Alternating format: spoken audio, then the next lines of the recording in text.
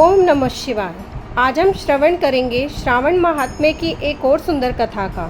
आज की कथा में भगवान शिव सोमवार व्रत के बारे में बता रहे हैं।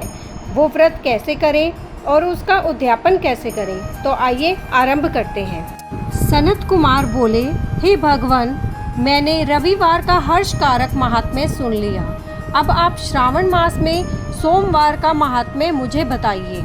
शिव बोले, हे सनत कुमार, सूर्य मेरा नेत्र है, उसका महात्म्य इतना श्रेष्ठ है, तो फिर उमा सहित मेरे नाम वाले उस सोमवार का कहना ही क्या। उसका जो महात्म्य मेरे लिए वर्णन के योग्य है, उसे मैं आपसे कहता हूँ। सोम चंद्रमा का नाम है और यह ब्राह्मणों का राजा है। यज्ञों का साधन भी सोम है। उस सोम के नाम के कारणों को आप सावधान होकर मुझसे सुनिए, क्योंकि यह वार मेरा ही स्वरूप है, अतः इसे सोम कहा गया है। इसलिए यह समस्त राज्य का प्रदाता तथा श्रेष्ठ है। व्रत करने वाले यह संपूर्ण राज्य का फल देने वाला है। हे विप्र, उसकी विधि सुनिए। मैं आपको विस्तार पूर्वक बता रहा हूँ।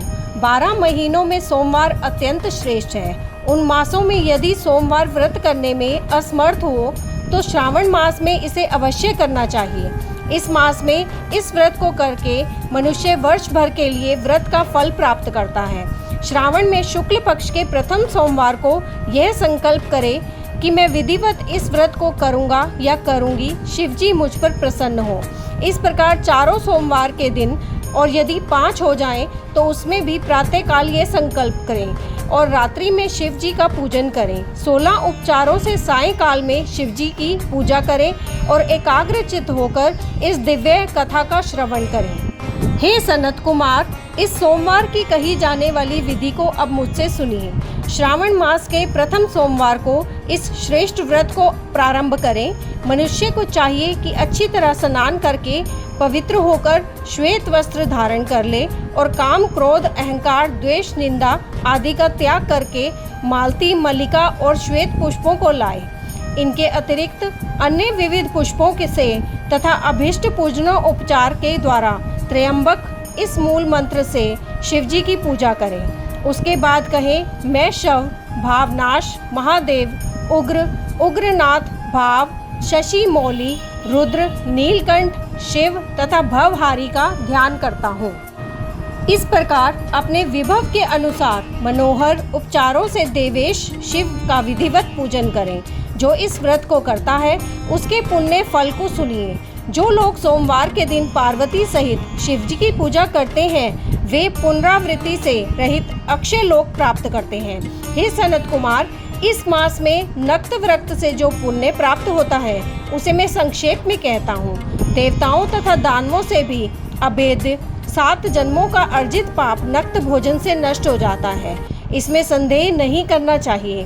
अथवा इस अत्युत्तम व्रत को उपवास पूर्वक करें। इसे करने से पुत्र की इच्छा रखने वाला मनुष्य पुत्र प्राप्त करता है और धन चाहने वाला धन प्राप्त करता है।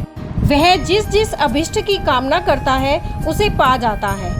इस लोक में दीर्घकालिक वांछित सुख उपभोगों को भोगकर अंत में श्रेष्ठ विमान पर आरूढ़ होकर वह रुद्र लोक में प्रतिष्ठा प्राप्त करता है। चित्त चंचल है, धन चंचल है और जीवन भी चंचल है, ऐसा समझकर प्रयत्न पूर्वक व्रत का उद्यापन करना चाहिए। चांदी के वृषभ पर विराजमान सुवर्ण निर्मित शिव तथा पार्वती जी की प्रतिमा अपने सामर्थ्य के अनुसार बनानी चाहिए। इसमें धन की कृपणता नहीं करनी चाहिए। उसके बाद एक दिव्य तथा शुभ लिंगतोभद्र मंडल बनाएं तथा उसमें 2 श्वेत वस्त्रों से युक्त एक घट स्थापित करें। घट के ऊपर तांबे अथवा बांस का बना हुआ पात्र रखें और उसके ऊपर उमा सहित शिव को स्थापित करें। उसके बाद श्रुति, स्मृति तथा पुराणों में कहे गए मंत्रों से शिव की पूजा करें। पुष्पों का मंडप बनाएं तथा उसके ऊपर सुंदर चंदोबा लगाएं। उसमें गीतों तथा बाजों की मधुर ध्वनि के साथ रात में जागरण करें। उसके बाद बंधुओं के साथ हर्षपूर्वक भोजन करें। इसी विधान से जो मनुष्य इस व्रत को करता है, वह जिस जिस अभिलषित वस्तु की कामना करता है उसे प्राप्त कर लेता है और अंत में शिवलोक को प्राप्त होकर उस लोक में पूजित होता है। हे सनत कुमार, सर्वप्रथम श्री कृष्ण ने इस मंगलकारी सोमवार व्रत को किया था। श्रेष्ठ आस्तिक तथा धर्मपरायण राजाओं ने भी इस व्रत को किया था। जो इस व्रत का नित्य श्रवण करता है वह भी उस व्रत के करने का फल प्राप्त करता है। इस प्रकार श्री स्कंद पुराण के अंतर्गत ईश्वर सनत कुमार संवाद में श्रावण मास महात्म्य में सोमवार व्रत कथन नामक छठा अध्याय पूर्ण हुआ। और ये था श्रावण मास का छठा अध्याय।